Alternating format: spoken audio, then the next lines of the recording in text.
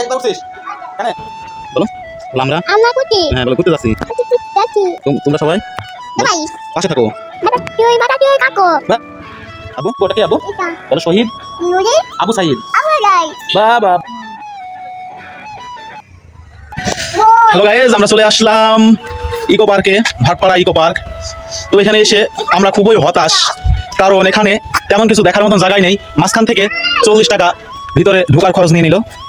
যাই হোক, এখানে ভাঙাচোরা কিছু বগ দেখতে পাচ্ছি, আপনারা দেখতে পাচ্ছেন ভাঙাচোরা বগ, সাথে কিছু কচ্ছপও আছে, কুমির আছে, কুমির আছে, মাছের পেট চিরা, মাছের পেট কাটা মাছও দেখতে পাচ্ছেন। তো এখানে যাই বলি সবকিছুই ভাঙাচোরা জিনিস।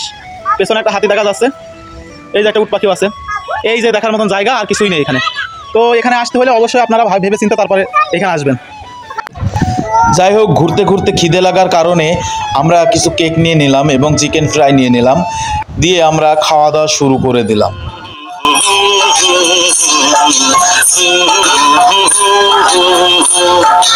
देखा एक ख्वाब तो ये सिलसिले हुजूर तक निगाह में है गुल खिले हुए। देखा एक ख्वाब ले हुए दूर